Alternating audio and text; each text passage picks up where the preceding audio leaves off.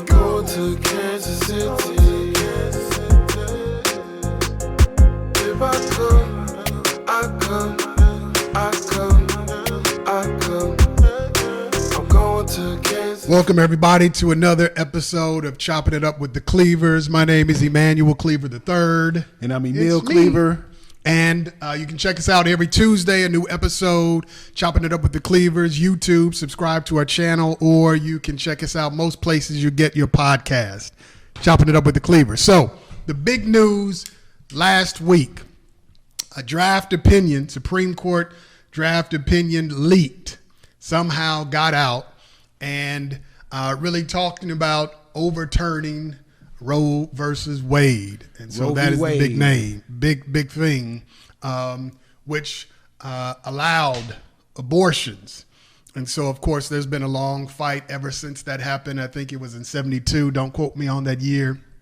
Sometime. And now it could possibly be overturned. So there are a lot of states putting things together. We don't know what's going to happen. A lot of protests. What do you think? Your thoughts? Well, I mean, there's not much to think about it. It's, I think the Republicans and conservatives have been trying to do this for a while. They finally got it done. They've been working at it. They've been working on it for a while. I don't know why Democrats, the Republican and Democrat, I hate that game, but the Democrats didn't prevent this from happening. They could have prevented it. Well, they could have stopped this from happening. The Democrats sometimes are playing a little weak. I mean, speak, man. Soft. That's what you think. Say it. Yeah, I'm trying to be politically correct, but the Democrats aren't playing like the Republicans. Republicans come rough. I heard Senator Elizabeth Warren said that the Republicans have been working on this for a long time. And my question immediately when I heard her say that on TV was, well, then why haven't you been working on it? If you knew they were working on it, why haven't you? Yeah, I think Democrats are ambulance chasers maybe. Uh-oh. They're just working on what's in the headlines, and instead of just coming up with the long plan, the long game. You know, I don't understand it. I mean, men are choosing what women get to do with their bodies. So, I mean, that's the world we live in. We're going back to the Stone Ages, it looks like. I heard one senator, white male senator, he said that if it were a choice between the fetus and the mother, then, you know, the fetus ought to live. And I'm like, man, how can you say that when you'll never have a fetus? Man, who said that? I can't believe. You got to look it up. I mean, I don't want to even say his name. Some people just say ignorant stuff. So I don't even want to say his name. But if you wanted to find out, you can look it up. If some crazy senator. But here's the thing. Regardless of what you believe on abortion, regardless if you think it shouldn't be done, it shouldn't be a means of birth control, and that there are only a few instances where abortion ought to take place. Some people think there are no situations where it ought to come up. Here's the thing. If you're a man, I mean, you just need to let the women work this one out. It's not, I don't know how we could say something about it when we're never the ones who are going to have to deal with it. Yeah. But you know, men run this world. They run the country. I was about to say we, but we don't. Not black men. Yeah, be specific. Men run it, but not black men. Well, yeah, it's not brown men either. Yeah, it's not brown or black men that run this country. I mean, it's, you know, white men that are making these choices, and they feel like that they can make a better choice than women can. Obviously, you think that's what they think? Yeah, I don't know. I mean, maybe it could be arrogance. They're thinking, they're thinking this is. I heard what's her name, Marjorie Taylor Greene, say that this was a great victory for God. She said that. She said that. Man, she was crying, you know, fake tears. She had little fake tears coming out. Hey, this is a great victory for God today. So she tried to She tried to get some points, an Academy Award or something. Yeah, I don't know, but she didn't convince me. But yeah, it's crazy. But yeah, that's the world we're living in. I don't even know what can be done. I mean, the protests are good to oppose it, but the protests can't do anything. The Supreme Court can't stop the Supreme Court. Yeah, you're right. So let me say this, but go back. So I was looking it up. So it was spread online that Senator Kevin Cramer from North Dakota, Republican, is the one who said saving fetus is worth losing mother's life. So I'm on this fact-checking website that spread, but the story is he didn't really say it. So good thing I checked it up. But, Clarence Thomas came out and said the Supreme Court won't be bullied because of all these protests. Of course they're not. Who can bully the Supreme Court?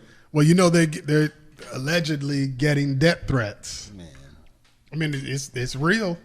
Yeah, and that's another topic. I mean, we can talk about that a little later. What? People online just threatening people. I mean, you think you can just say and do anything nowadays? I mean, you don't agree with me, we're going to kill you. So what's the difference between that? I mean, them killing a Supreme Court justice doesn't justify them opposing abortion, legal abortion. I mean, it's just like those crazy. people who shot down and killed abortion doctors. I'm like, okay, here's my thing. People, they call themselves pro-life, but they're not really pro-life because if you oppose health care for everyone, if you oppose raising the minimum wage, our teachers' salaries, if you oppose those things that will enhance people's lives, then you really can't call yourself pro-life. You can call yourself anti-abortion, but you're certainly not pro-life. Yeah, and those same people, Republicans, believe in the death penalty. I mean, they believe in capital punishment. That's the thing I don't understand.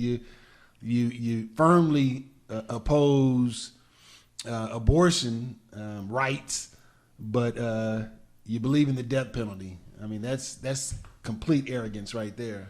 That's nothing but arrogance or believing that they speak for God. And then people like Ted Cruz, you can't tell me that Ted Cruz is a God-fearing man. I don't care what you say. What'd he say about this? I mean, he's just chiming in with everyone else. He was mad because it was leaked. That was his big thing. It was leaked. He said it was probably a liberal law clerk. Of course, yeah. It's got to be the liberals. Man, that's the thing about it. When you want to make enemies with someone or a group, you have to give them a name. So they're not seen as human. It's this group, the liberals and the conservatives. And so we go back and forth. Maybe one day we'll talk about the two-system party in the United States. We need to. There needs to be more than two political parties. It needs to be more than two. I mean, there are, but I mean, it's basically two. The others don't have any. Yeah. I mean, they don't have any real standing. Everyone's ideals and values don't fall under two categories. But here's the thing: even within those parties, they don't agree. But when something happens, the head of the party says we're going this way, then everybody's supposed to fall in line. That's what the whip's job is to do, to get everybody, not literally, but it is. Literally it is. Yeah, to get them in line. I mean, even if that's not how you're thinking, even that's not, I mean, I can't say that I agree with everything that a party would say. I have my own thoughts. I don't let a party dictate what I believe and what I think. And I don't even let, I'm a part of the United Methodist Church. I don't let a denomination tell me what I'm supposed to believe. I believe what I believe. But it's all about power. Speaking of, it's the same thing with the split that's happening in the United Methodist Church. I mean, it's really just a fight for power. They can say what the problem is, but people just want control. That's what it boils down to. So I would say this. If abortion becomes illegal, you're still going to have it. Yeah. I mean, it's just going to be underground. Yeah, the black market. And it's going to be more dangerous where you're going to have some mishaps because it's not regulated. So, I mean, you could celebrate the victory all you want, but if people don't want to have children, they're not going to have children. Yeah, that's what it boils down to. Listening to the history of abortion on NPR, and for years there was. I mean, you could have an abortion. I think it wasn't until the 1950s or something, where around there where it became a thing. What do you mean a thing? Well, I mean, well, people. I have a problem with what I want to do with my body, myself, is up to me. No one else should have any say in that. So why? I mean, you see all these people who oppose abortion. Mind your own business. You don't get an abortion. You and your family don't get an abortion. But what somebody else does, why does that concern you? Because they're saying, you're taking a life. That's what they believe. You're taking a life. But at the same time, I mean, it comes to... Those are the same people that don't believe in Black Lives Matter. Yeah. I mean, they want what they want. They want control. Yeah. I wish these people would just say what they want. We want it back to the 1950s when white men were in control, women were in their place. I mean, that's how they want Black it. people were in their place. Yeah. Yes, sir. The order is restored. Speaking of yes, sir, no, sir, there was a 7th grade Rochester, New York teacher, and he was teaching social studies. And so he had students pick cotton, black students, chained and picking cotton. A teacher. To teach a lesson, and even had them refer to him as Massa. This is real, people. Look it up. Rochester, New York. This is real. Having black students pick cotton to teach them a lesson, as if reading it. I read it. I don't need to pick cotton, man. Yeah, I don't need to be chained. Yeah, this is crazy. I mean, that someone today could think that this is okay. 2022. You think this is okay to make the black kids in your class reenact slavery? Not only reenact it, be handcuffed and chains and picking cotton and call teacher Massa. And so it's crazy. It was reported that when white students didn't want to do it anymore, they were able to stop. But the black students couldn't, because the teacher's trying to teach a lesson. And so, of course, students went home and told their parents, and the teacher is on leave. I don't know why the teacher's on leave. That doesn't make any sense. Teachers should be fired. I mean, instantly, because the school said, yes, it did happen, and that the teacher's known for having some unique teaching methods. This one crosses the line. There's no need for suspension. Fire them. I can tell you this. If my kids came home and said, hey, a teacher handcuffed us, made us pick cotton, I would have gone up there. Yeah, it's gonna be some problems. It would have gone down differently. Yeah, it would have gone down a lot different. With a lot of parents. Yeah. I guess it was the right students in that class, because with a lot of parents. A lot of families, because I would have been up there and I would have made that teacher put on some handcuffs. Yeah, you about to pick some cotton. You got to pick that cotton with your mouth, though. Yeah. You crazy. You going to sleep on the floor. You going to eat parts of the pig. We going to do this for real. Yeah, we going to turn you into a slave for real. No, we don't want to just press charges, Mr. Police Officer. If you let me handle it, Mr. Officer, Mr. Court, Mr. Superintendent. No, we got it. I got it. He ain't gonna ever do this again. Yeah, this teacher's gonna know what it's gonna feel like to be a slave for real. What's your name? No, your name Raekwon now. That's your name. His name is Patrick. No, your name ain't Patrick. It's Raekwon. Yeah. That's crazy. Shaka Zulu.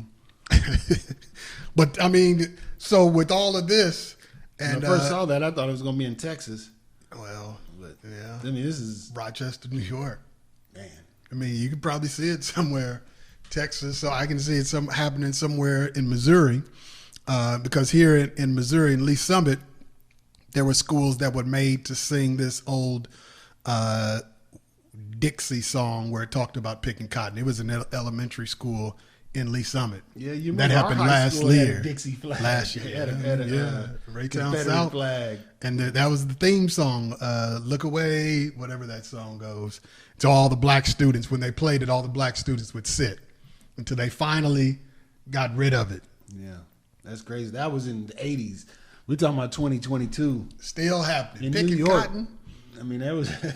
That They supposed to be on the right side in New York. They weren't the South. That's crazy. I don't know if the teacher just thought, hey, this is how they'll really learn the lesson, or he wanted to see what it was like to have slaves. Well, yeah, somebody should make him be a slave for a week. Should. You want to teach again? No. Yeah, I guess all I would need is a week. Yeah, a week. All right, man, please. For real. That dude would be scarred for life.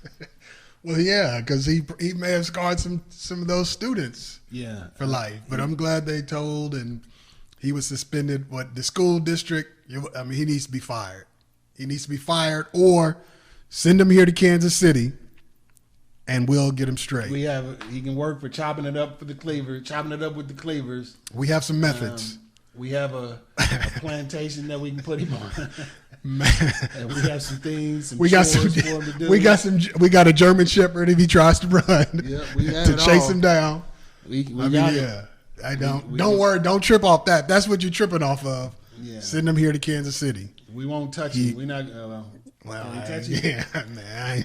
You ain't gonna touch him. Well, I mean, maybe it depends on him if he's obedient.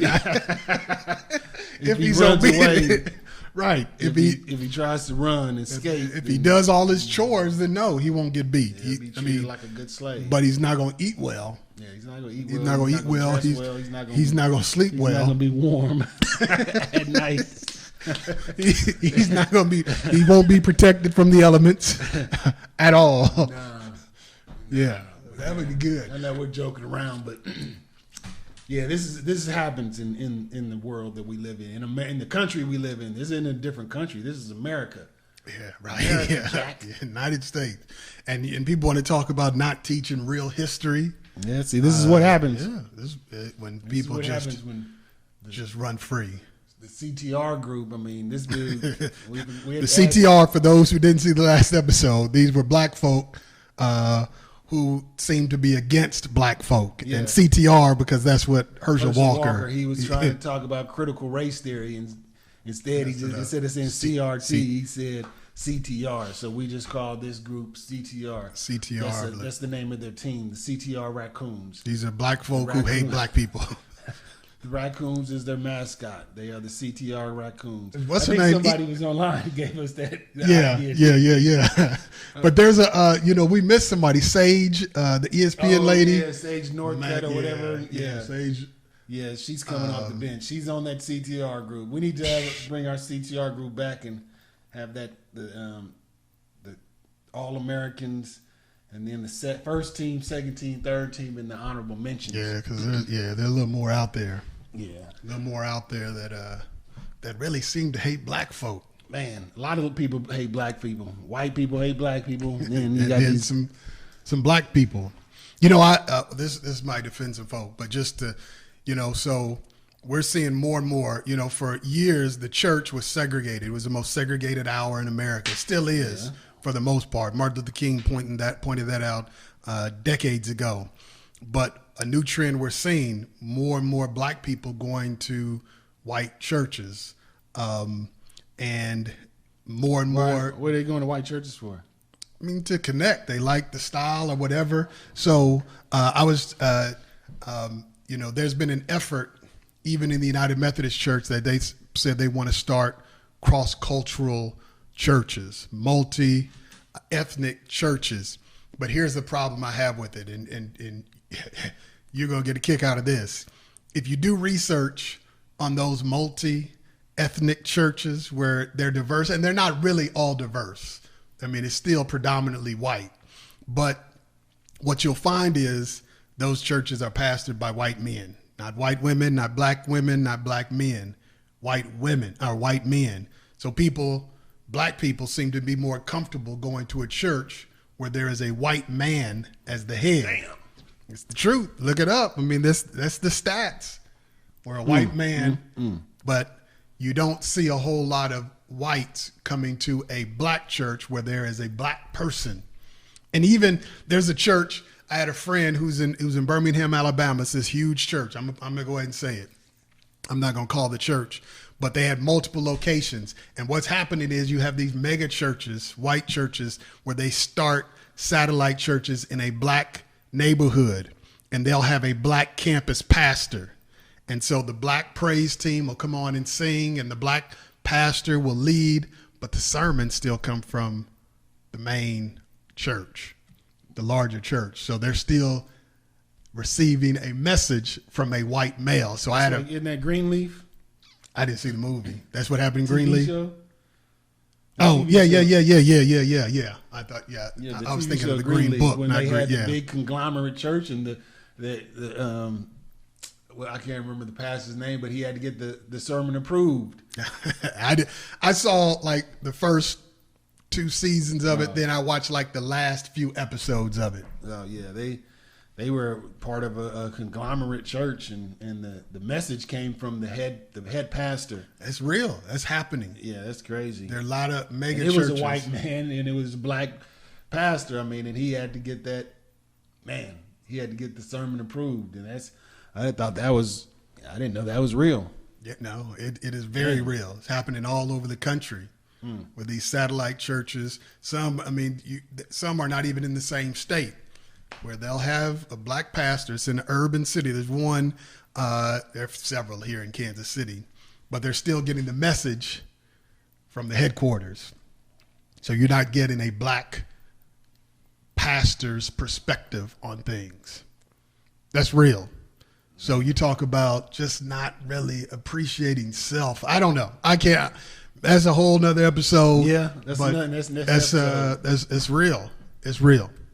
So the other news that happened last week, Dave Chappelle.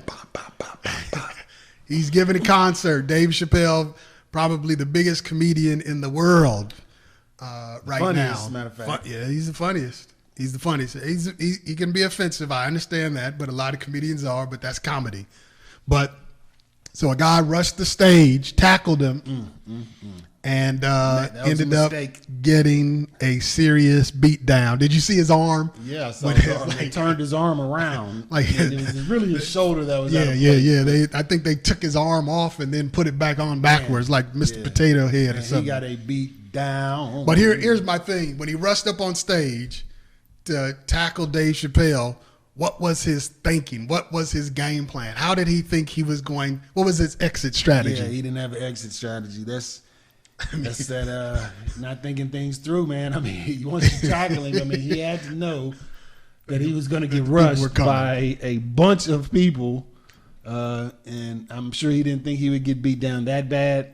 But I mean, like Kevin Hart said, that was needed. It was necessary because you had to teach people you can't do this. You can't just do whatever you want to do. I mean, that's what the world is coming to. People Yeah, think you they can can do whatever. whatever you want to do, but there's some consequences that come with it. Yeah. Some consequences and repercussions. Yeah, and that man received exactly what he deserved, in my opinion. Now, you may think I'm wrong, but he got what he asked for. Well, you have to defend yourself. So I'm just saying, if somebody rushed me on stage, I'm gonna do the art of 8 limbs. They're gonna get some hands and some elbows, yeah. or something. And then you have to make sure that they don't get back up because you don't want, they're going to get back up and they might try something else. So you have to kind of, because dude had a knife. You had to put him down, man. He had a knife. Yeah, he had a knife. Now he probably got. His exit strategy, although it wasn't well thought out, is probably the best thing that he tried to run backstage, because running through the crowd, he might have got it worse. He may not have survived. I'm sure he He would may not have survived at all. So that was. Yeah, Chris Rock was there. He made a little joke about Will Smith. Yeah. His stand up about Will Smith is coming. I mean, it's gonna be legendary. I'm sure. It's gonna be good. I'm sure he has something up his sleeve, and he's gonna be working on something. He said something the other day that he got slapped by the softest rapper in history. Oh, did he? Yeah, you didn't see that? Yeah, No, him and Dave no. Chappelle, because Dave Chappelle was like, "Oh, I got slapped by." He said, "At least you got slapped by somebody famous. I got slapped by somebody with some messed up hair or something." And Chris Rock was like, "Man, I got slapped by the softest N word in hip-hop. rap history." That's what he said. I'm sure his jokes are coming. The jokes are coming, but yeah, people think they can just do anything. Well, yeah. So I mean, that's part of it. I mean, Yeah, that's a lot of it. I mean, and for clout. I mean, he was trying to be famous. He is. He's a rapper. Yeah, and he made a song named Dave Chappelle. Which was whack. You heard it? Yeah, you didn't hear it? Because I knew it was going to be whack. Yeah, he's not. I knew it was. Good. I mean, it's almost just like he was just playing around. You know? but in his mind, he was trying to. I mean, but it was smart because when people Google Dave Chappelle, his song would come up. Even though I'm told that I read that had nothing to do with Dave Chappelle. That's just what he named it. Yeah, I mean, it was a bad song. But here's the thing: we're in a society now where people say what they want, and here's the thing. I mean, I guess I understand a lot of people don't like what comedians say. They say it's offensive, and all of those things. I get it. Don't listen to them. I understand that. I think maybe sometimes comedians do push it to the limit, but again, that's what comedians do. But if you don't like it, don't spend $600 to go to the concert because that's what he did. Yeah, Don't spend $600. He was on the front row too. Don't spend $600. A lot of money. Just do that. Man, that was stupid. And he's going to spend a lot more on his hospital bill. Yeah. I hope he has good insurance. Yeah. Because he's going to need a new arm. Man, look up. If you haven't seen it, look up that picture. I mean, his arm, and you can see the look on his face. It's just in shock. Like that's what he was because he wasn't screaming, hollering. He was in shock. His body was in shock. Because he didn't understand why his arm was like that. Man. Why he was trying to grab a lollipop, but his hand didn't work. Jamie Foxx and Busta Rhymes supposedly helped out. That's what I heard. You could see him in the background stomping the dude. Stomping him. They had to make sure they got the knife out. So, I mean, you got to. That's the thing about it. You don't know what the person has. Yeah, that's why you had to take, So you have to go all out. You had to beat him down. I mean, that's the way it is. I'm sorry. Yeah. You rush me, I'm going to have to do everything because I don't know what you have, so I can't allow you to get back up freely. But in recognition of the fight. Of the beatdown. And it was more of a beatdown than anything. We thought, and I think you go first this time, we thought we'd do the top 5 movie fights or beatdowns. You do beatdowns or fights? Beatdowns mainly. People who got beat down. Okay. Top 5 movie beatdown. So all right, I did more fights, but we'll go ahead. Go ahead. Okay. So number 5, I have Godfather, Sonny Corleone, and Carlo Rizzi. So Carlo was messing with was married to the Don's daughter, right? Who's in another movie that's on my beatdown list. Okay. Tally Shire, I believe her name was. So she was messing with Carlo, who wanted to be gangster, and was beating her up. And Sonny, hothead Sonny, found out about it. He tracked Carlo down in the neighborhood and gave him a beat. Yeah, he did. Down. Everybody in the neighborhood watched it. Trash. It was a pretty good beat down. It was a good beat down. It was a very good beat down. So that's my number 5. Godfather. Sonny versus Carlo. Let me put my glasses on so I don't have to squint. So my number 4 list is Fight Club. Yeah. Narrator versus Angel Face. So, and I never realized this, that Edward Norton didn't have a name in that movie. Oh, really? Brad Pitt did, but Edward Norton doesn't have a name. His name is Narrator. He's the narrator. Oh, really? Yeah. Okay. If you look it up on IMDb, his name is Narrator. So he was mad about this, and the guy that played that, he wasn't famous then, but it's Jay Leto, who was the guy who played Angel Face. So the narrator, Ed Norton's character, he was just mad. He thought the guy was good looking and just wanted to hurt something and destroy something that was beautiful.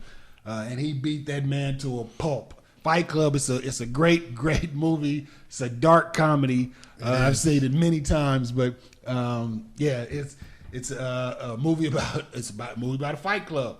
And this scene particularly, Angel Face gets beat down. I mean, In real life, he probably may have been dead. I mean, because his head was on the concrete and he's just getting beat. Yeah, It was a pretty good beat down. That was a pretty serious beat down. Yeah, it was a serious beat down. So that's my number 4. Number 3, Rocky 4. Ivan Drago. You got to. And Apollo Creed. Now, throw the towel. I'm still mad that they didn't throw in the towel. I mean, I know he said don't stop the fight no matter what, but I mean, that's your boy. You gonna let your boy die? Your boy's getting beat down. He falls down and he's shaking on the ground. Come on, man. You throw in the towel, man. And then Rocky didn't even get revenge. Not, you don't think? I mean, he not didn't really. Kill him? Yeah, I mean, no. He beat him, but he didn't kill him. I mean, he gonna beat your boy in front of his wife, in front of James Brown, in front of the world. What's his name? Roy Wood, comedian, said that Michael B. Jordan lost his daddy that day. Yeah, he didn't get to see his son become the champion because of that. So yeah, that's my number 3. And now my last 2. These beatdowns are really, really, really violent. So I have Goodfellas. Oh snap! Nicky and Jimmy, they catch Bats. Oh man, what's his name? Benny Bats or something like that. But he came home. He was talking trash to Nicky, Joe Pesci's character, calling him shoe shine. And Joe Pesci, Nicky's trying to tell him, "Hey man, things have changed since you've been away in prison. You know, I don't know if you heard, but I'm kind of the man now." Didn't matter. Kept talking, and Nicky stabbed him with a knife or a pen. Then Jimmy, Robert De Niro's character, jumped in. He starts beating him. They stabbed him, beat him. He wasn't dead. Then they put him in the trunk. He's still alive. They take the butcher knife and start stabbing him some more. It was a great beatdown. I mean, he suffered. He suffered. He didn't die right away. He didn't die right away, and he suffered. He suffered a lot in that. And he ended up getting Nicky killed. But yeah, Goodfellas, one of the all-time great movies. One of my favorite movies. Number one greatest beatdown is another gangster movie, Casino. Oh yeah. Again, Joe Pesci's character, he was doing a little bit too much. Nicky was doing too much, and he got lured to the desert with him and his brother. Thought it was going to be all good, and he got the beating of his life. Baseball bats. I mean, that was a beating, a real bad beating. They're beating this man. They're beating him and his brother. First, they kill his brother. His brother Nicky has to watch his brother get beat to death. Well, they not to death, but almost to death. Then they throw him in the hole that they had buried and that they had dug up. And you got some pretty brutal beat downs. Yeah, you said you wanted beat downs. That's some pretty brutal ones. Yeah, I mean, yeah, I thought we were doing. Yeah, all right, okay, I changed mine. I got beat downs. And so he they threw Nicky in there and buried him alive. I mean, it was a brutal. The last 2 on my list, Goodfellas and Casino, you don't want to die like that. I mean, because they died. You don't want to die like that. You don't want to die like that because they didn't die right away. I mean, they suffered. First, they got a beating, and then they suffered. Both of them had to wait. I mean, Nicky and the Casino got buried alive, and then Jimmy Bats, rough. He suffered in the trunk. So that's my top 5 beatdowns. All right, cool. My top 5 beatdowns. One is it wasn't really a bad beatdown, but it was funny. Everybody knows it. This is in the movie Friday when Debo, when he knocked Red, who was played by DJ Pooh, knocked him out. It was one of the writers of that movie, by the way. So DJ Pooh, Debo took DJ Pooh's bike. And so DJ Pooh, I know, but just how funny it was. So DJ Pooh comes back saying, because his father's making him get the bike back. He's like, Pop's tripping. Pop said, I need my bike back. And so Debo knocked him out. He goes flying in the air. Wasn't a real big down, but it was funny. So I have it on my list. And then that came one of the all-time greatest phrases of all time. You got knocked out. After that, I mean, Chris Tucker, people still say that. To this And day. he mentioned that and Friday wasn't on neither one of our lists, funny For list. the funny. But it was a good movie. It's a great movie. Good movie, but One of wasn't. the all-time great movies. All right. So number 4 on my list, and I have 2 scenes from this movie. One is Enter the Dragon, starring Bruce Lee, came out in 1973.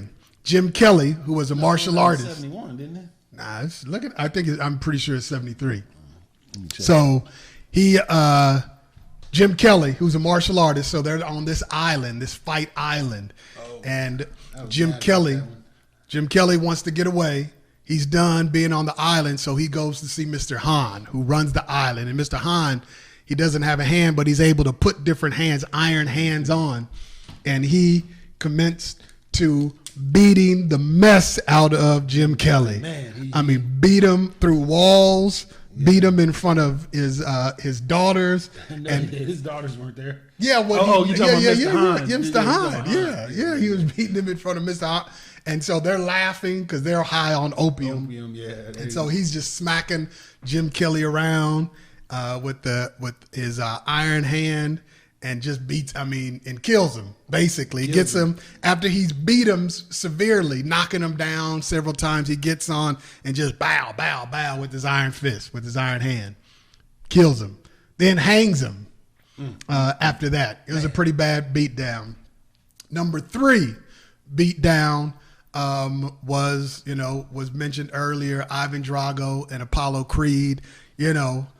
They showed the movie. Ivan Drago was clearly on steroids. What? There wasn't any kind of testing. Didn't Come on, man. But you got to tell. They're injecting him. But here's the thing. So Ivan Drago has steroids. He kills.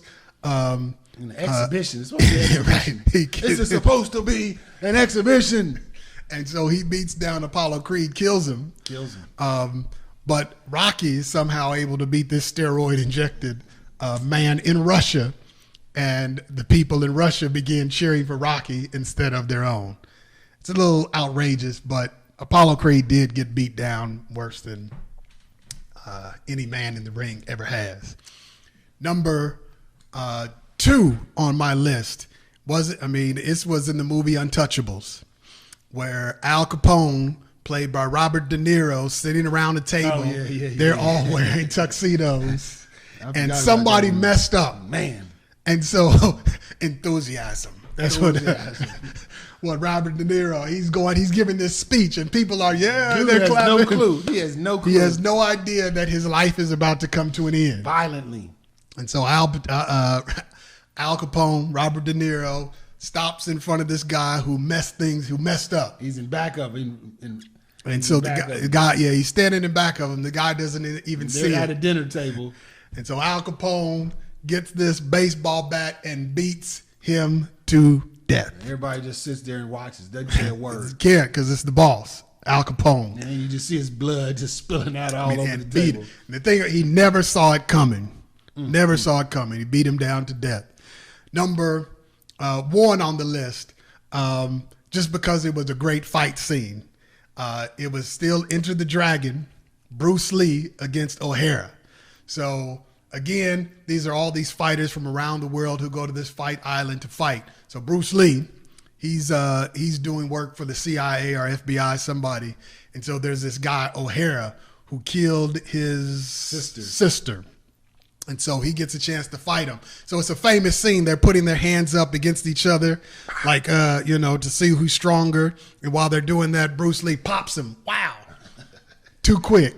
They do it again. He pops him again. And so he easily beats him up. Bruce Lee's walking away. He won the fight. Bruce Lee is walking away. O'Hara, somehow there were some glass bottles. There were some glass bottles right there. Where did he get that from? And so he grabs these glass bottles, breaks them, and Mr. Han, he's like, O'Hara! Trying to stop him. He's like, no, but Bruce Lee turns around, cool, calm, collected, kicks the broken glass out of his hands, kicks him, knocks him down, jumps up and does the famous scene, lands on him, lands and twists his feet. We don't see it, but dude dies. We don't see it, but we can tell that he's on top of his chest. He's on his sternum. And he turns his foot. Twist. That final twist is the death blow. And kills him. And then walks away. But he has that facial expression. Yeah, you know that Bruce Lee facial expression, you know, oh boy is dead. He's dead. And then they check him afterward. They check his pulse. He's dead. They carry him off. Great beatdown scene. It wasn't as violent as some of those others, but because it was a fight and dude got beat down quickly, and it wasn't even any contest. Bruce Lee destroyed him. Yeah. So that's my top 5 beatdowns in movie history. Let us know what you think, because there's some other ones out there. A lot of them. Some beatdowns that we had that we weren't able to name. Some funny ones out there too. Yeah, I'm sure you can pick on some Kill Bill movies. If we were just talking about fight, I had some Kill Bill movies and that Anchorman fight scene where all the news folk. If you're talking about just fights. I mean, but one man got stabbed with the trident, so I mean it was a pretty serious fight. Yeah, I thought we were doing beat downs. Yeah. People that got beat. Yeah, so we'll do fight scenes next time. But that's what we have. Check us out every Tuesday. Subscribe to our YouTube channel. Make Go ahead and sure you subscribe. You can check us out every Tuesday. We drop a new episode, and you can check us out most places you get your podcast. Chopping It Up with the Cleavers. Peace. Till next Peace time. out. I'm of the models, here I am. I come, that's where I'm from. I say I'm going.